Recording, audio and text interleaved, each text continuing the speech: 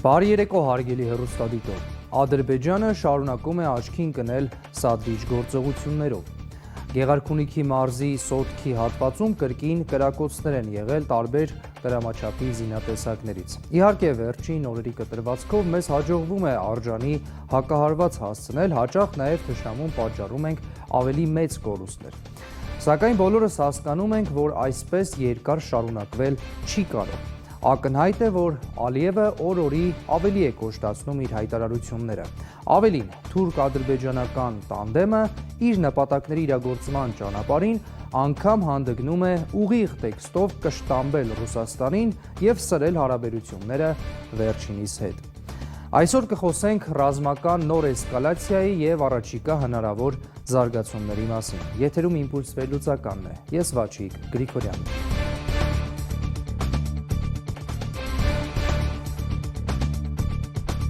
Տաղավարում կզրուցենք ռազմական փորձագետ Կարեն Հովհաննիսյանի հետ։ Բարի երեկո, շնորհակալ եմ հրավերս ընդունելու համար։ Բարի երեկո, շնորհակալ եմ հրավերի համար։ Պարոն Հովհաննիսյան, Ադրբեջանը շարունակում է տարբեր ուղղություններով, տարբեր դրամաչափի զինատեսակներով կրակ բացել մեր դիրքերի ուղղությամբ։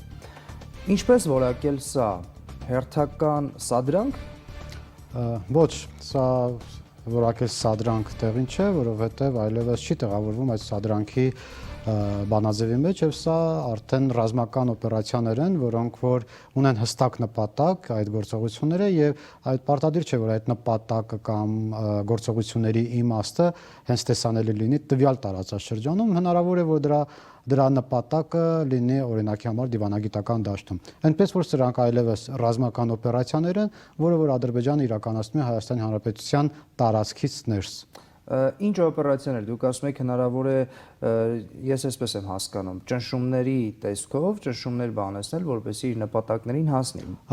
Դիվանագիտական ճակատում։ Բայց ռազմական խնդիր, մենք կարող ենք ասել, որ սա ռազմական խնդիր է լուծումն է։ Տեսեք, եթե դիվանագիտական ճակատում են գնում, ապա այո, նա փորձում է շանտաժի միջոցով, այսինքն Հայաստանի Հանրապետությունից գրավել տարածքներ եւ այդ տարածքները դարձնել առևտրի առարկա, որպեսզի հասնի իր ուզածին, իսկ իր ուզածն ինչ է, իր ուզածը Զանգեզուրյան այդ միջանց կոչվածն է, որին որ Ադրբեջանը եւ Թուրքիան ձգտում են ունենալ։ Այնպես որ այս բոլոր պատմությունը եւ այս բոլոր ռազմական օպերացիաները, որոնք որ նրանք իրականացնում են, ունի հենց այդ միտումը, որպեսզի թե դիվանագիտական եւ թե ընդհանրապես ռազմական առումով հոգեբանական հզոր ճնշում գործադրեն թուլացած Հայաստանի վրա, որպեսզի հասնեն իրենց նպատակին։ Եվ կոնկրետ նոր տարածքներ գրավելու մասին է խոսքը։ Այսինքն ոչ թե կրակում են պարզապես վախի մթնոլորտ ստեղծելու համար, այլ ամեն դեպքում սրանք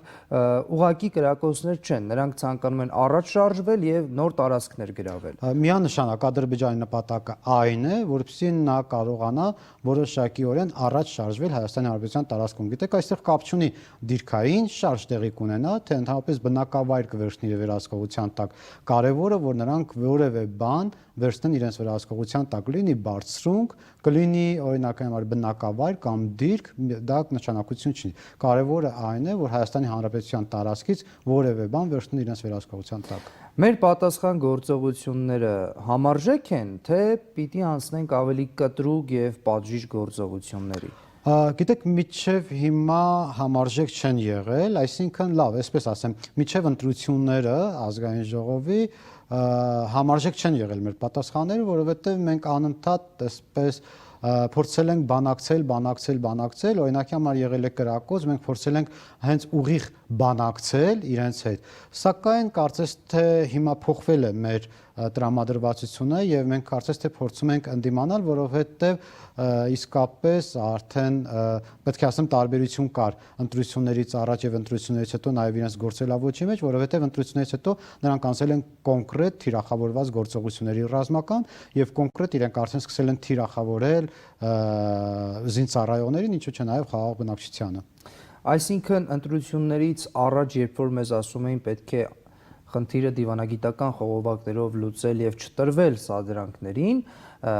հիմա արդեն տրամաբանությունը փոխվել է։ Այն ժամանակ մեզ ասում էին չտրվել սադրանքների, որովհետեւ լայնածավալ պատերազմ մենք չենք ուզում, մենք դեռևս պատրաստ չենք լայնածավալ պատերազմի։ Եվ եթե հիմա մենք փորձում ենք պատասխանել եւ կոշտ պատասխանել, փոխվել է մեր տրամադրությունը, տրամաբանությունը գործողությունների։ Սա նշանակում է, որ մենք պատրաստ ենք լայնածավալ պատերազմի։ Գիտեք, ես համաձայն չեմ եղել այն մտքի հետ մշտապես, որ ասվել է, թե եթե մենք պատասխանենք, կլինի լայնածավալ, որովհետեւ լայնածավալ պատերազմ չի կարող լինել, քանի որ Ադրբեջանը ինքը եւս ունի բավականին շատ կորուստներ, թե մարդկային առումով եւ թե ընդհանրապես զինտեխնիկայի առումով, այնպես որ լայնածավալ գործողություններ չէր կարող լինել, եթե մենք դիմենք որոշակի ռազմական գործողությունների։ Կարծում եմ դրանք ընդհանրապես արդարացումներ էին, որովհետեւ դեռևս կային ակնկալիքներ, որ հնարավոր է դիվանագիտական կամ, չգիտեմ, որոշակի պայմանավորվածության շրջանակներում զերծ պահել ադրբեջանցիներին որոշակի գործողություններից եւ այդ ռազմական լայնածավալ գործողությունները ընդհանրապես արդարացումներ են։ Եվ այժմ, եթե մենք դիմում ենք պատասխան գործողությունների, դա եւս չի նպաստելու, որպեսզի տեղի ունենա լայնածավալ ռազմական գործողությունները։ Հակառակ, սրանք կանխելու են հետագա ռազմական ցանկացած տեղային լոկալ գործողություններ, որը որ հնարավոր է նախաձեռնի կամ սանձազերծի ինքը Ադրբեջանը։ Այնպես որ շատ ավելի ճիշտ է մենք ռազմական գործողություններով կամ ռազմական օպերացիաներով իրենց պատասխանենք, քան օրինակի համար զանգենք եւ սկսենք բանակցել։ Պարոն Հովհաննիսյան, մեր մասով հասկանալի է, բայց պետք է հասկանանք նաեւ հստակ, ինչն է խանգարում Ադրբեջանին սկսել լայնածավալ պատերազմ, անբավարար ռեսուրսներ, թե Ռուսաստանը թույլ չի տալիս։ Այստեղ պետք է մենք հստակ գիտակցենք, որ Ադրբեջանը միայնակ չէ եւ երբ որ մենք խոսում ենք Ադրբեջանի մասին եւ այստեղ նկատի ունենք Թուրքիան, այսինքն Ադրբեջան եւ Թուրքիան միասին են գործում։ Սակայն այսօր այս գործողություններում նույնպես այսօր Թուրքիան Ադրբեջանի նկատմամբ կարծես թե կատարել է իր պարտավորությունները, այսինքն ճակերտներով ազատագրել է Լեռնային Ղարաբաղը, նվիրել է Ադրբեջանին եւ այժմ պետք է Ադրբեջանը ինքը որոշի, թե ինչ ճանապարհով է գնում եւ այժմ Ադրբեջանի հերթն է, որպեսզի իր պարտքերը տա Թուրքիային, իսկ Թուրքիային պարտքերը տալու համար պետք է Ադրբեջանը ինչ որ ռազմական ալյանսի մեջ մտնի Թուրքիայի հետ կամ տնտեսական ալյանսի մեջ մտնի Թուրքիայի հետ։ Հենց այստեղ արդեն բախվում են Ադրբեջանի Թուրքիայի, Ռուսաստանի շահերը, որովհետև Ռուսաստանը եւս ակնկալիք ուներ այս պատերազմից հետո Ադրբեջանից, այդ ակնկալիքը հապկի ձևաչափով Ադրբեջանի հապկում ներքաշելու փորձն էր, որը որ կարծես թե տեղի չի ունենում եւ Ադրբեջանը համառում է, այնպես որ այս լայնածավալ եթե մենք գնանք պատերազմին, լայնածավալ պատերազմը տեղի չի ունեն, այսինքն նախաձեռնող կողմ չի լինի Ադրբեջանը զուտ նրա համար, որովհետև վստահ չի արդյոք Թուրքիան կամ Ռուսաստանը կբռնեն իր կողմը, ինչպես որ օրինակ բռնեցին 44-օրյա պատերազմի ժամանակ։ Պարոն Հովհաննիսյան, Ալիևը այլևս չի խորշում կշտամբել նույնիսկ Ռուսաստանին։ Ակնհայտ է, որ Պուտինի հետ հարաբերությունները այնքան էլ հարթ չեն ընթանում, ավելին համարձակվեց կպնել Ռուսաստանի ամենանուրբ տեղին, խոսքը ռազմաարդյունաբերության մասին է, նշելով, որ ռուսական զենքը 44-օրյա պատերազմից հետո դարձել է թանգարանային նմուշ։ Ինչպիսի արձագանք սպասենք Մոսկվայից։ Սա վիրավորանք է։ Սա առաջի դեպքը չի։ Ես պետք է ասեմ, որ Սմերչի հետ կապված, Իսկանդերի ներողություն հետ կապված նույնպես նմանատիպ հայտարարություն եղավ եւ ամեն ինչ անում էր այդ շրջանում Ադրբեջանը, որպեսզի Ռուսաստանի հպարտություն համարվող Իսկանդերը կամ ստվերվեր, այդ համբավը ստվերվեր, այնպես որ սա առաջի դեպքը չի, բայց միևնույն ժամանակ այո, կա նման տրամադրվածություն, որ Ալիևը փորձ է կատարում ամեն կերպ Ռուսաստանին եւս շանտաժի ենթարկել եւ փորձ է կատարում ամեն կերպ Ռուսաստանի ազդեցության տակից դուրս գալ։ Բայց այստեղ մի հետաքրքիր բան եւս պետք է մենք արձանագրենք, որ Ադրբեջանում Ալիևի կատարված բոլոր հայտարարությունները ադրբեջաներենով են եւ ոչ միջազգային լեզու համարով, օրինակ համար անգլերեն կամ ռուսերեն։ Այսինքն Ալիևը նաեւ այս իր բոլոր հայտարարությունները անում է շատ ավելի շատ ներքին լսարանի համար եւ ինքը փորձում է աշխատել ներքին լսարանի վրա եւ ցույց տալ, որ ինքը ամենաուժեղն է, որ Ադրբեջանը այլևս տարածաշրջանում ուժեղ է եւ հոգեբանորեն նաեւ փորձում է պատրաստել փորձում է ցույց տալ, որ ինքը դուրս է եկել Ռուսաստանի դեմ եւ փորձում է պատրաստել նրան հասարակությանը, որ հնարավոր է արճակատում Ռուսաստանի հետ եւ ցավալի կորուստներ այդ արճակատումից ելնելով։ Որքան էլ որ ներքին լսանի համար է, պարոն Հովհաննիսյան, հնարավոր է նման հայտարարությունը, նման վիրավորանքը ազդել Ադրբեջանի եւ Ռուսաստանի միջև տարիներ, տասնամյակներ շարունակ եղած զենքի առևտրի վրա, ենթադրաբար ռուսները կարող են ասել, դե եթե վատն է, ինչու եք առնում մեր զենքը։ Չեմ կարծում, որ կազդեի նմանատիպ հայտարարությունը, որովհետեւ բացի այս ամենը Ադրբեջանը այն երկիրն է, որը որ պարզ եւ հստակ Ռուսաստանին ասել է, որ պետք է քո ռազմաբազան հանես իմ երկրի տարածքից։ Այսինքն նույնիսկ ռազմաբազայի հանելու դեպքում հարաբերություններում ոչինչ չի փոխվել եւ կարծես թե հակառակը դեռևս Ռուսաստանը գնում է Ադրբեջանի հետևից, ցանկանում է Ադրբեջանին քարշ տալ ՀԱՊ կամ ԵԱՏՄ եւ ցանկանում է դա անել ամեն գնով։ Այլ հարց է, թե Ադրբեջանը որքան կդիմակայի սրան եւ այլ հարց է, թե Ռուսաստանը այլևս ինչ քաղաքականություն կորթեգրի, որպեսզի Ադրբեջանին տանի ԵԱՏՄ կամ ՀԱՊԿ։ Այնպես որ կարծում եմ նմանատիպ հայտարարությունները այդքան էլ չեն ազդի ռուս-ադրբեջանական հարաբերությունների, հատկապես զինտեխնիկայի հարցում, զենքի առքուվաճառքի հետ կապված հարաբերություններում, պարզապես այդ հարաբերությունների վրա կարող է ազդել Ադրբեջանի կողմից բացասական պատասխանը ՀԱՊԿ կամ ԵԱՏՄ անդամակցելու հարցում։ Դուք գիտեք, որ մեր պաշտպանության նախարարը շատ ջերմ ընդունելության արժանացավ Ռուսաստանի պաշտպանության նախարարի Սերգեյ Շոյգուի կողմից եւ այդ հանդիպումից հետո հայտարարվեց Հայաստանին զենքի նոր խմբականակ Ռուսաստանի կողմից մատակարարելու մասին։ Ինչպիսի զինատեսակների մասին է խոսքը։ Ճիշտ ասած, քանի որ դեռևս չկա պաշտոնական որևէ հաղորդագրություն կամ գոնե ակնարկ չկա, չի ուզենա ենթադրաբար ինչ-որ բաներ ասել, չնայած տիրապետում են որոշակի ինֆորմացիայի, այնուամենայնիվ չի ուզենա որոշակի ենթադրաբար ինֆորմացիա հրապարակել, բայց կարող եմ վստահ ասել, որ այդ զենք զինամթերքը, որոնք որ նախատեսվում է մատակարարել Հայաստանի Հանրապետությանը, բավականին կբարձրացնի Հայաստանի Հանրապետության պաշտպանական համակարգը եւ ինչու՞ չէ, նաեւ կբարձրացնի հայտնաբերման, թիրախավորման եւ այլն եւ այսինքն ինքը բազմաֆունկցիոնալ, բավականին մարտավարության վրա բավականին լավ ազդող զենք զինամթերքի մասին է խոսքը։ Այսինքն այդ մատակարարման արդյունքում Հայաստանը կարող է դառնալ դիմագրավել 5-րդ սերնդի պատերազմներին։ Խոսքը նորագույն ժամանակակից զինտեխնիկայի, նաև ինչու՞ ոչ հոբ միջոցների մասին է։ Կարծում եմ այո, կկարողանա, որովհետև իրականում փորձ է կատարվում նաև Ռուսաստանի Դաշնության կողմից Հայաստանի Հանրապետության զինված ուժերը համապատասխանեցնել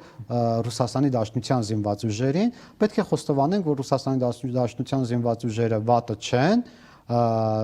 բայց այնուամենայնիվ այնքան էլ լավը չեն, օրինակ ինչպես ՆԱՏՕ-ինը, բայց կարող է դիմագրավել նրան, ինչին որ մենք ականատես եղանք 44-րդ պատերազմում։ Իդեպ պետք է ասեմ, որ այդ պատերազմից հետո Ռուսաստանը եւս վերանայել է իր ռազմաարդյունաբերությունը եւ վերանայել է ընդհանրապես իր զինանոցում արկա զենք զինամթերքը։ Պարոն Հովհաննիսյան, օրերս տեղի ունեցավ նաև ՀԱՊԿ գլխավոր քարտուղարի այցը Հայաստան, Ստանիսլավ Զասը տեղում ծանոթացավ սահմանային լարվածությանը, իհարկե նաև արժանացավ որոշակի կոշտ գնահատականների իրենց ՀԱՊԿ-ի ցուցաբերած անգործության համար։ Գոնե այս ամենից հետո ՀԱՊԿ-ը գոնե ցուցադրական քայլեր կձեռնարկի։ Գիտեք, իրականում ՀԱՊԿ-ը չպետք է զբաղվեր քաղաքականությամբ, բայց տվյալ դեպքում ՀԱՊԿ-ը զբաղվեց քաղաքականությամբ եւ ձեռքերը լվաց ու հետ քաշվեց։ Տվյալ դեպքում ՀԱՊԿ-ի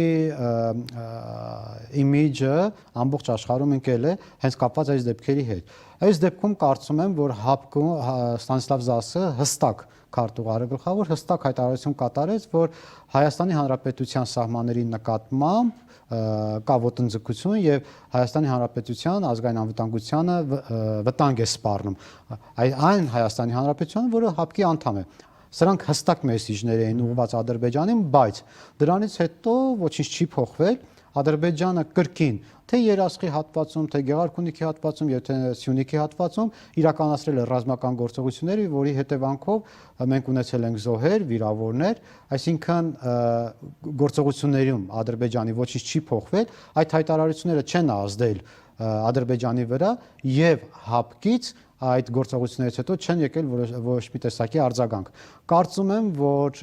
առաջիկայում մենք եւս ականատես չենք լինի հապկից որևէ հայտարարության, բայց չի բացառվում, եթե սահմանին այնուամենայնիվ դիտարկվի որոշակի լարվածություն եւ Ադրբեջանը գնա բլիցկրիգի ճանապարհով, ապա անպայմանորեն հապկը կմիջամտի։ Ինչու, ինչ հիմքով եք այդպես կարծում, որովհետև բոլոր տրամաբանությունները, բոլոր ենթադրությունները գնում էին այն ուղղությամբ, որ արդեն պատերազմից հետո, երբ լարվածությունը Հայաստանի սահմաններին ներսում է, ապա հապկը չի կարողանալու այլևս չմիջամտել։ Եվ մենք ինչ ենք տեսնում, որ հապկը ամեն դեպքում չմիջամտեց, որտեղից վստահություն, որ բլիցկրիգի պարագայում կմիջամտի։ Այս դեպքում արդեն ոչ թե կմիջամտի նրա համար, որ Հայաստանի Հանրապետությունը հապկի անդամ է, այլ միջամտելու է նրա համար, որպեսզի փրկի հապկի ճակատագիրը եւ ընդհանրապես հապկի կարգավիճակը։ Քանի որ հակամարտության գոտում այլևս գտնվում են միջինասիական որոշ երկրներ, որոնք հապկի անդամ են, Աֆղանստանի վերջին դեպքերի հետ կապված, եւ այս դեպքում կփլուզվի հապկը, եթե հապկը ռազմական գործողությունների որոշակի ռազմական գործողություններում իր մասնակցությունը չունենա ցանկացած ձևաչափով, նույնիսկ եթե մենք այդ ձևաչափը բերենք խաղապահների տրամաբանության մեջ։ Ամեն դեպքում, եթե լայնածավալ պատերազմ տեղի ունենա, պարոն Հովհաննիսյան, ինչը դուք այդքան էլ հավանական չեք համարում մոտ ապագայում, Հայաստանը պատրաստ է այդ պատերազմին։ Եթե Ադրբեջանի հետ ենք, հա, այդ լայնածավալ պատերազմին գնում, Հայաստանը, գիտեք, այսպես ձևակերպեմ, ճիշտ կլինի, որ 44-օրյա պատերազմի ժամանակ Հայաստանը դեռևս պատրաստ էր պատերազմը շարունակելուն։ Ես այդպես եմ կարծում։ Մենք ունենային կրկին կորուստներ, մարդկային կորուստներ, այն տարածքային կորուստներ եւս, բայց կրկին մենք կարողանայինք վերականգնել տարածքները, ազատագրել տարածքները։ Այս դեպքում եւս կլինեն կրկին կորուստներ, ցավոտ կորուստներ կլինեն, բայց այնուամենայնիվ Հայաստանի Հանրապետությունը կկարողանա որոշակիորեն բալանսավորել լայնածավալ պատերազմի դեպքում բալանսավորել իրավիճակը եւ Ադրբեջանը այլևս այսպես միանշանակ որպես հաղթող չի ընկալվի։ Որտեղից ձեզ այդ համոզմունքը, որ եթե նոյեմբերի 9-ի հայտարարությունը չլիներ, հրադադարը չլիներ, մենք կարողանայինք կորցրած տարածքները վերադարձնել։ Ընդհանրապես մենք խոսում ենք բացառապես սպառազինության մասին եւ զինտեխնիկայի մասին, սակայն մենք շատ մի կարեւոր գործոն անտեսում ենք։ Դեպի ձմեռ էր գնում այս ժամանակաշրջանը եւ ընդամենը 1-2 օր հետո այդ բոլոր տարածքները, օրինակի համար Շուշի դեպի տանող ճանապարհները արդեն դարձան անցանելի, որովհետեւ անձրևային եղանակներ են եւ այլն, այսինքն բարենպաստ պայմաններ էին ստեղծվում մեր համար, ոչ բարենպաստ պայմաններ Ադրբեջանի եւ Թուրքիայի զինված ուժերի համար, իրենց զինտեխնիկայի համար եւ իրենք չեն կարող այլևս որևէ ռազմական գործողություն իրականացնել, իրենք անցնելու են պաշտպանական գործողությունների եւ այդ պաշտպանական գործողությունների հաշվին մենք կարողանանք հաջողություններ գրանցել։ Այսինքն մենք առաջիկայում հույսներս չենք կտրում, որ ցանկացած ռազմական էսկալացիայի դեպքում մենք կարող ենք նաև հաղթող դուրս գալ։ Մենք չպետք է համակերպվենք պարտության։ Իհարկե, պարտության հետ մենք չպետք է համակերպվենք եւ ցանկացած պարագայում մենք պետք է պատրաստ լինենք լայնածավալ ռազմական գործողությունների եւ պետք է պատրաստ լինենք հաղթելու այդ ռազմական գործողություններում, որովհետեւ եթե չհաղթենք, այդ դեպքում Հայաստանի Հանրապետություն որպես այդպեսին այլևս գոյություն չունենա աշխարհի երեսին եւ հաղթելու համար, հա, եթե լինի ռազմական գործողություններ, պետք չեն լինի մեզ ամպագորգոր բառեր կամ հիշտեգներ, հա, հաղթելու ենք եւ այլն, այլ պարզապես պետք է լինի կազմակերպվածություն ընդամենը եւ պատերազմը կանխատեսելու կամ հետագա գործողությունները կանխատեսելու ունակություն։ Շնորհակալություն հետաքրքիր զրույցի համար։ Շնորհակալ եմ։ Այսօրվա համար այսքանը, հարգելի հեռուստադիտողներ, շարունակեք հետևել մեր հաղորդած իմպուլսներին։ Առողջ եղեք եւ անվտանգ։ Հաջողություն։